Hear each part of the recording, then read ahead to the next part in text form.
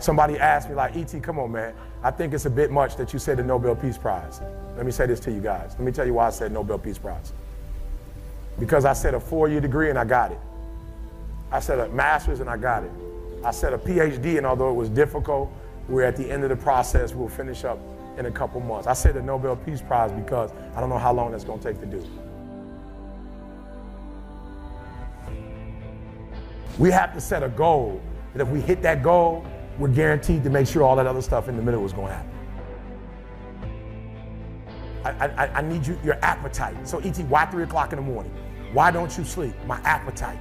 My appetite. I say, E.T., I want more. I can do more. If I accomplish this without a father, if I accomplish this with my mom being a teenage mom, if I accomplish this as a high school dropout, now that I have people like Glenn in my life, now that I have people like Bob Proctor in my life, now that I have people like John Maxwell in my life, what can I accomplish now? I want you to think about more than just what you're going to do financially, more than what you're going to do in this industry in the next 3 years, right? More than that, I ask you the question, what's your appetite? What are you going to do that will ensure that when the alarm clock goes off, that you are already up 10, 20 minutes before your alarm clock goes off? Why? You've heard me say it before, no alarm clock needed. My passion wakes me up. Listen to me, no alarm clock needed. When Glenn said 6 o'clock, I don't know how it happened, jet lag and all, went to sleep about 3 and the body just boom, 5:40, woke me up. Hey guys, time to get up. We gotta go to the lobby at 6 o'clock. 9 o'clock a.m. call, 11 o'clock our time. I don't know what happened, but boom, 5 minutes before 11, the body woke me up. No alarm. I haven't used an alarm clock in over 20 years. What is it? Internally, Eric, I want to be successful. I want to execute. I want to make all my dreams become a reality. I want to do everything I said I'm going to do. So my appetite increases. It gets stronger every year. I want more every year. I want to do more every year. I want to help more every year. I want to be bolder. I want to be better. I want to be stronger every single year. Every single year, your appetite should go up. You should never get settled. You should never get settled. You should never get content. Every single year. When you get content, when you settle, somebody's chasing you, somebody's coming from behind, and somebody's trying to take your spot. And so every single day when you wake up, you got to set new goals, new benchmarks. You got to raise it higher and higher and higher so you can make your dreams become a reality. You have to be successful before you can ever be successful. Some of you caught me, some of you didn't. You have to be successful from within first before you can ever be successful in terms of the public eye. You can never make a lot of money until your habits are there that dictate you deserve a lot of money. You can never be really ripped until your habits are there that you deserve to be really ripped. It's the most universal law in physics. Every action has an opposite and equal reaction. So you're expecting a reaction, but what's the action?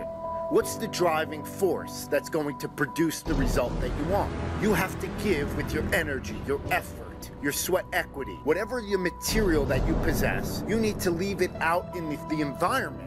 Create a beneficial footprint in some way, shape, or form if you are ever going to receive something. Michael Jordan used to say that he didn't compete with other people on the basketball court. If he did, he would have never been the person that he eventually became. He used to say that the standard that he set for himself was such a ridiculous standard that no one could ever live up to it. That his work ethic was just in the direction of competing with what he was capable of. Not the today version, not the yesterday version, not the tomorrow version, but what he was capable of. And what you practice during your private time, you will be rewarded for in the public eye. You are capable of so much more than you could ever imagine. Your capabilities need to be raised in terms of, your standard needs to be raised in terms of what you are producing today, what you're going to produce tomorrow, that you're going to say to yourself, I'm going to do more in a half hour. I'm going to commit more to myself than most people commit during 8 hours of work. That I'll get more done in that time. And then I'm going to work 10 hours with that pace. And then when I get home, I'm going to walk the dog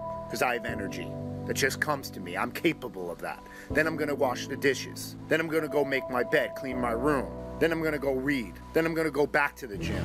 Then every single meal is going to be right. And when I'm in the gym, I'm not going to stop when the first sign of lactic acid comes in and I get that fatigue, because that's a limitation of what I'm capable of. That 10 reps, I'm not going to set that limitation. I'm going to start counting when it hurts. And I'm not going to stop until I literally cannot do it anymore.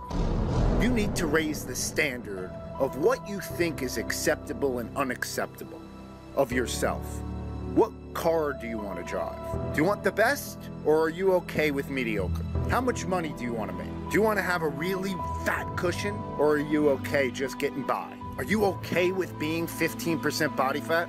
Or do you say to yourself, there's not going to be a day that goes by that I don't look at my abs, and I need to improve every single day? That's a standard, and you're capable of something that you cannot even fathom, that you can't imagine. But you need to be successful on the inside with your habits, with your rituals, with your routine, and give your energy throughout every single opportunity that you're presented throughout all 24 hours. That you're not going to say that I can't do this, because that's a limitation of what you're capable of. You're not going to say I'm tired, that I need to rest. But you're going to say I'm going to do this, and I'm going to do it to the best of my ability, and I'm going to do it till I can't do it anymore. And then I'm going to gain the muscles so that tomorrow it's going to be easier to do it. It's not going to be harder. Compete with what you're capable of. I believed that I was stupid and not talented, and I felt like a total and abject failure. So I used to be 60 pounds heavier, and I grew up in a morbidly obese family, and I really wanted to escape that fate, but I couldn't see any way to do it. All that I had was this crushing sense of being adrift at sea and not knowing how to get back to shore.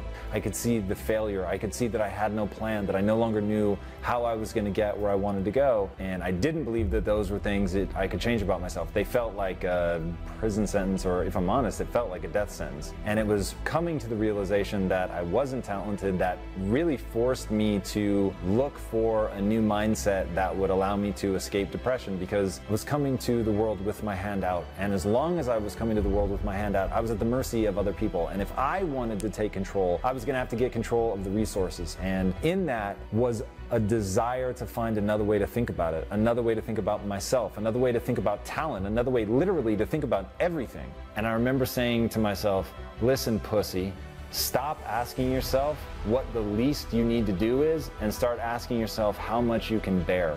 I began to develop a growth mindset. I needed to believe that by working really hard, that I could get better at anything. And if that were true, then I just needed to buckle down. I needed to practice. I needed to get good.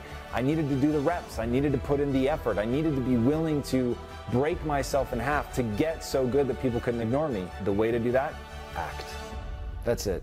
You need to get out there and do something. Right now, today, literally, stop this fucking video, and whatever it is, if you already have a passion, you are so much farther ahead than the vast majority of humankind. If you know what that thing is, get out and act. And by the way, if you don't know what it is, act. That's the only way that you're gonna find out. Go encounter stuff, go try things. It is in the process of action that you're going to learn the things you need to learn. But if you've been thinking about starting a business, fucking start it. Like, actually build the product right now today. You will learn more, infinitely more, in the process of trying to create it and make it real than you ever will by watching videos, by thinking, by meditating on it, by taking notes. None of it compares. It's not even in the same universe as just going and doing it.